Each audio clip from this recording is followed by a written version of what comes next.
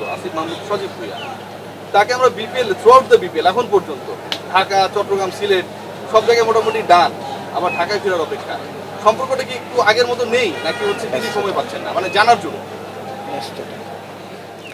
ওনার ব্যক্তিগত কাজ থাকতে পারে, তবে আমার ধারণা যে উনি সব খোঁজ খবর রাখছেন, ওনার সাথে আমাদের যোগাযোগ হচ্ছে এবং বিপিএল কোথায় কি হচ্ছে ভালো মন্দ উনি এইসব সম্পর্কে অবগত আছেন।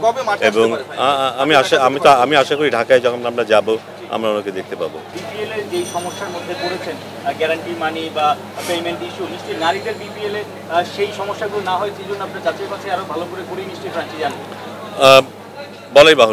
বলাই বাহুল্য আমরা চেষ্টা করব যে সেই সব বিষয়গুলো, টেকনিক্যাল বিষয়গুলো, আর্থিক বিষয়গুলো বলি বা অন্যান্য টেকনিক্যাল বিষয়গুলো, সেগুলো আমরা আগে থেকেই ভেবেচিন্তে কাজ করার চেষ্টা করব। আমরা সবাই জানি যে বিপিএল নিয়ে যখন প্রথমে সিদ্ধান্ত নেওয়া হয়েছিল এই বছরের বিপিএল আমরা আদৌ করতে পারবো কি না সে নিয়েও একটা প্রশ্ন এসেছিল, কিন্তু এই অভ্যুত্থানের পরে যে অবস্থা দাঁড়িয়েছিল, অনেকগুলো দল ছিল না, হাতে মাত্র 3টা বা 4টা দল ছিল, সেই সময়টায় বিপিএল করা কিছুটা রিস্ক নিয়ে করা এবং কিছুটা অবশ্যই আমরা বলবো যে কিছু কিছু ক্ষেত্রে আমরা খুব ভালোভাবে জিনিসটাকে অর্গানাইজ করতে পারিনি, কোনো সন্দেহ নেই সে ব্যাপারে।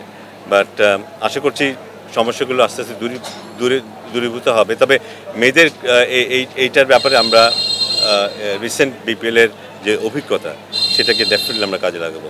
বোর্ড বেশ কিছুদিন ভাবছিল নারীদের ক্রিকেটটাকে আর কীভাবে আমরা একটু এগিয়ে নিয়ে যেতে পারি এবং সেই বিষয়টাকে মাথায় রেখে মেয়েদের জন্য বিপিএলটা করা যায় কি না সেটা নিয়ে একটা চিন্তাভাবনা ছিল এবং আজকে সিদ্ধান্ত হয়েছে যে আমরা সেটা করব। মূলত সেটা নিয়ে আমরা একটু আলোচনা করতে চেয়েছিলাম আজকে। এর বাইরে অন্য কোনো প্রসঙ্গ থাকলে সেটা নিয়ে কথা বলবো, বাট মূলত সেটা নিয়ে আমরা আলাপ করতে চাই আজকে। সো এই সিদ্ধান্তটা হয়েছে যে আমরা উইমেন্স বাংলাদেশ প্রিমিয়ার লিগ এটা আমরা আয়োজন করব।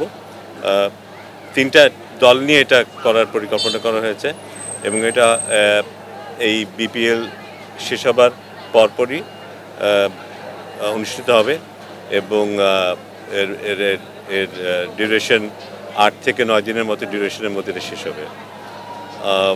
অলরেডি আমরা কিছু ফ্র্যাঞ্চাইজির সাথে কথা বলেছি এবং তারা আগ্রহ দেখিয়েছে এবং এটা ওয়ান অফ একটা টুর্নামেন্ট হবে এবং এটা কিছুটা আমরা শুরু করতে চাই এবং দেখতে চাই যে নারীদের ক্রিকেটের এই জিনিসটাকে যে আমরা নিয়ে আসি সামনে T20 ফরম্যাটে, সেটার এফেক্টটা কীরকম হয়। আমরা আশা করছি যে এটা নারী ক্রিকেটকে আরেকটা লেভেলে হয়তো উন্নীত করতে পারবে।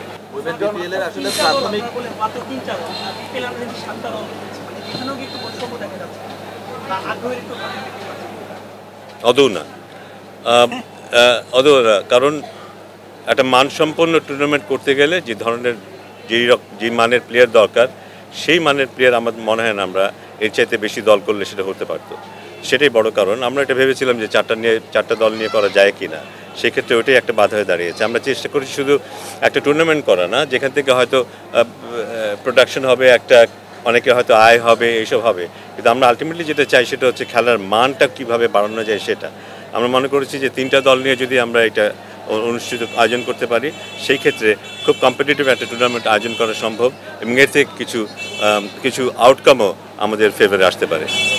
লিটনকে নিয়ে অনেকে জানতে চাচ্ছে যে ও ভালো রান করছে, চ্যাম্পিয়ন্স ট্রফিতে ওর আসলে আমরা কি এটা জানা শেষ মোটামুটি? আমরা কি আপনারা জেনে গেছেন?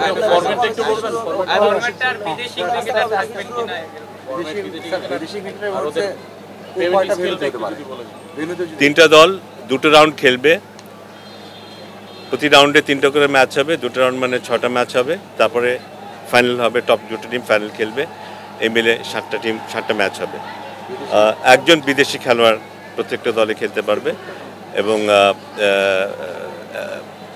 আমরা প্রাথমিকভাবে যে সিদ্ধান্ত নিয়েছি প্রত্যেকটা দলে 15 জন করে দেশীয় খেলোয়াড় থাকবে এবং বিদেশি খেলোয়াড় রেজিস্ট্রেশনটা আমরা ওপেন রেখেছি, কিন্তু প্রত্যেকটা দলে একজন করেই মাঠে বিদেশি খেলোয়াড় নামতে পারবে। ভেরি ইন্টারেস্টিং কোয়েশ্চেন হচ্ছে ভেন্যুর ক্ষেত্রে আমি খুব আনন্দিত যে আমরা এই খেলাটা ঢাকার মিরপুরের স্টেডিয়ামে অনুষ্ঠান করতে পারবো, আয়োজন করতে পারবো, যেটা বোধহয় এক্সপোজারের ক্ষেত্রে অনেক বেনিফিট দেবে আমাদের। স্যার, আমার কোশ্চেনটা হলো যে আপনি যদি বিপিএল এর আদলে করতে চান টুর্নামেন্টটাকে, তাহলে আপনার একজন ফরেনার কেন, যেটা ঢাকা প্রিমিয়ার লিগে একজনকে অ্যালাউ করে, সে একই ফরম্যাট রয়ে গেল, ভাষণটা শুধু T20, সেক্ষেত্রে 4 জন কেন নয়? নয় হচ্ছে এই কারণে, দুটো কারণে। একটা হচ্ছে যে একটা আর্থিক ব্যাপার আছে। 4 জন বিদেশি খেলোয়াড়কে যদি আমরা ইনক্লুড করতে চাই, সেক্ষেত্রে দলগুলোর উপর যে আর্থিক চাপটা পড়বে, এই মুহূর্তে বোধহয় দলগুলো সেই চাপটা নিতে চাচ্ছে না। আর আমাদের আরেকটা চিন্তা যেটা আছে যে আমাদের নিজস্ব খেলোয়াড়দেরকে এক্সপোজার দেওয়ার যে সুযোগটা, সেটা আমরা দিতে চাই। সেই কারণে কিন্তু আমরা 4টা দল করিনি, 3টা দল করেছি, যেন ভালো কম্পিটিশন হয়।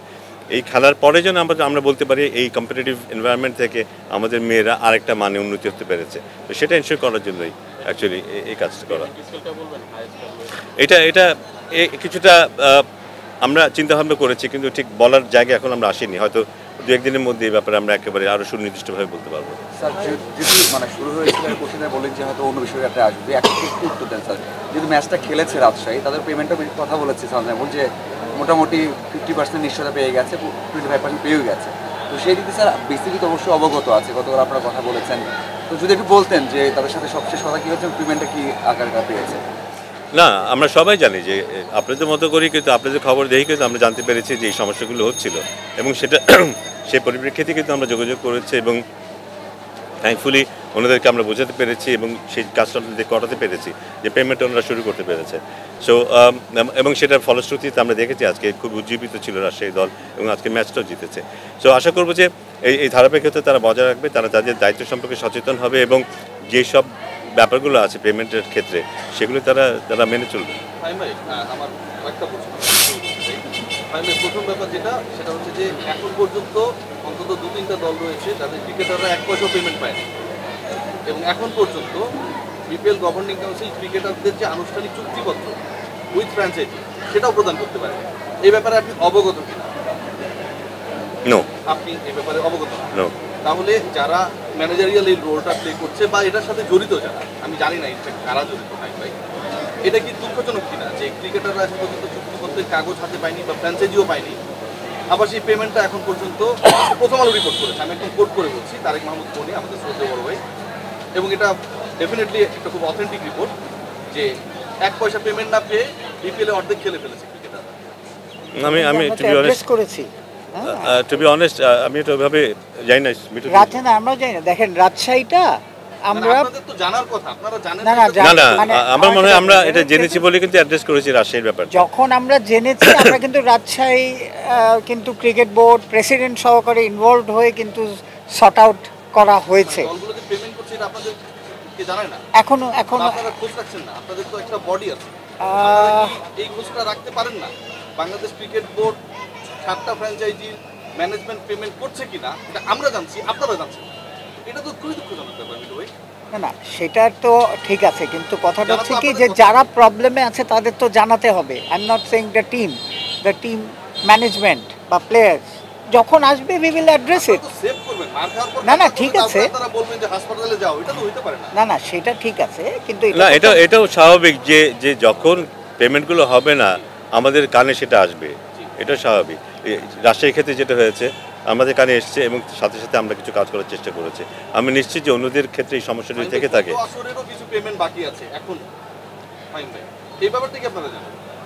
আমার মনে হয় না গত আসরের পেমেন্ট বাকি আছে। চট্টগ্রাম চ্যালেঞ্জার্সের পেমেন্ট বাকি আছে। I doubt.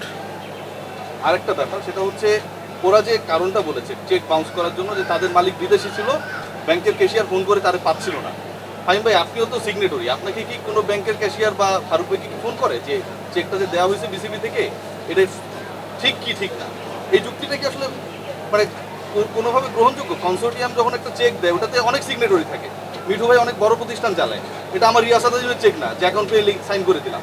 এই যে কথাগুলো বলছে এগুলো তো অযৌক্তিক, এগুলো তো হচ্ছে এমনভাবে মিথ্যাচার করা হচ্ছে যেটা বিপিএল গভর্নিং কাউন্সিল সবাইকে প্রশ্নের মধ্যে ফেলছে। আমি আজকে প্রশ্নগুলো করছি, এই প্ল্যাটফর্ম কিন্তু ফ্র্যাঞ্চাইজিগুলো করে দিয়েছে ভাই। না অবশ্যই, এবং আমরাও কিন্তু অবশ্যই কি বলবো বিব্রত এইসব কারণ নিয়ে, শুধু ক্রিকেট বোর্ড না আমরা পুরো ক্রিকেট প্যাটার্নিটি কিন্তু বিব্রত এইসব কারণে, এবং এগুলি আমাদের সবার জন্য এগুলি শিক্ষা। হোপফুলি আমরা এগুলি সামনে ওভাবেই অ্যাড্রেস করবো যেন এইসব বিষয়গুলো না হয়। অনেকগুলো কাজ আমাদের করা উচিত ছিল যেগুলো আমরা হয়তো সম্মত করিনি। অবশ্যই এটাও ফ্যাক্ট যে এবার একটা বিশেষ সময় আমরা অনেক চাপে ছিলাম অনেক ব্যাপারেই, এবং অনেক ব্যাপারে হয়তো আমরা যেসব নিয়মকানুনগুলো ফলো করার প্রয়োজন ছিল সবসময় সেগুলো আমরা অনুসরণ করতে পারিনি। বাট এগুলি আমাদের জন্য লেসেন্স, এবং এগুলো আমরা নিশ্চয়ই ভবিষ্যতে এগুলি কাজে লাগবে। একার আপনার দায়িত্ব না, আপনি চেষ্টা করছেন হয়তো আপনার জায়গা থেকে, এবং আপনাকে আমি প্রশ্ন করছি কারণ আপনাকে আমি পেয়েছি বলে, আমি একা আপনাকে পুরো রেসপন্সিবিলিটি দিচ্ছি না। না না, আমি দায়িত্ব নিয়ে কথা বলতে চাই যদি আমার কোনো প্রশ্ন থাকে। আপনার এটা বললেন ফাহিম ভাই যে বিশেষ সময় বিপিএল অনেক ধরনের সীমাবদ্ধতা আছে, সবকিছু মেনে নেওয়ার পর এই সীমাবদ্ধতা তো নিশ্চয়ই গত 3-4 মাসে আপনারা বুঝেছেন, তাহলে বিসিবি থেকে আগে থেকে বলা হলো কেন যে এইবারের বিপিএলটা হবে শ্রেষ্ঠ বিপিএল? আপনারা যখন বুঝতেইছেন যে আপনাদের সামনে অনেকগুলো স্পিড ব্রেকার, তখন আপনারা কিভাবে 160 মাইলেজে চলবেন এই স্বপ্নটা দেখেন? না, আমাদের এক্সপেকটেশন তেমনই ছিল, এবং চেষ্টা করাটা তো বলেন, আমরা আশা চেষ্টা করেছিলাম যে যারা আমাদের সাথে যুক্ত হবেন এই আমাদের জার্নিতে তারাও রেসপন্সিবিলিটি নেবেন, এবং অনেক ক্ষেত্রেই হয়তো আমরা সেটা দেখতে পাইনি হয়তো কিছু কিছু ক্ষেত্রে। সো বাট আমরা চেষ্টা করবো বাকি সবাই যতটুকু আছে সেখানে এই পেভমেন্ট ইস্যুগুলো হোক বা অন্যান্য কোনো ইস্যু, সেগুলো আমরা চেষ্টা করবো যেন আরও স্মুথ হয়, এবং কিছু কিছু জিনিস যে ভালো হচ্ছে এটাও বোধহয় স্বীকার করতে হবে। বাট অফকোর্স আমরা ভালোটার দিকে না গিয়ে আমরা আমাদের দায়িত্ব হচ্ছে কোনটা খারাপ হচ্ছে সেটাকে অ্যাড্রেস করা, এবং সেটা আমরা চেষ্টা করছি।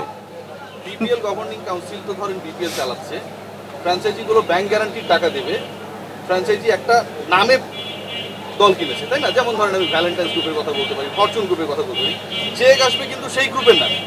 আমার কাছে চেক রয়েছে, অথেন্টিক চেক, আমি এটা আপনাকে ফাইমে দিতেও পারবো, দিতেও পারবো। এখানে মিস্টার আমিনকে বিসিবিকে চেক দিচ্ছে, বিসিবি বাংলাদেশ প্রিমিয়ার লিগ উপলক্ষে রাজশাহীর টাকা পে করছে 24 লাখ একজন ব্যক্তি। বিসিবি কি সেই চেক থেকে টাকা নিতে পারে, বা কোনো ব্যক্তি কি কোনো দলের হয়ে ব্যক্তির নামে চেক দিতে পারে? আমি নিশ্চিত নই, এই ঘটনা সম্পর্কে আমি I am not really aware of it. So এই টাকাটা যে ঢুকেছে এটা আপনি I am not aware of it. এটা কারা অ্যাওয়ার বা কাদেরকে প্রাইমারি প্রশ্নটা আমরা করতে পারি? কোনো ব্যক্তির নামে কি কোনো বিসিবি চেক গ্রহণ করতে পারে কিনা যখন একটা দল দেওয়া হয়েছে একটা কনসোর্টিয়ামকে? এটা কি সম্ভব কিনা? আমি জানি না, মিঠু হয়তো উত্তর দিতে পারে। ডেফিনেটলি এখন কথাটা হচ্ছে কি যে ডেফিনেটলি যেটা বলতেছেন there is a logic, there is no deniable, there is not logic, but টাকাটা এসেছে এটা আসলে যেহেতু ফাইমবাও জানে না বিপিএল গভর্নিং টাকাটা পেয়েছে এটুক জানা ছিল আমাদের, সো এটা নিয়ে actually it's a good point. এটার উত্তর এখন কিন্তু আমার কাছে নেই। আমরা ফাইম ভাইরা এটা জেনে পরবর্তীতে and you know how we handle, যে প্রবলেম থাকলে ডিনাই করা হচ্ছে না,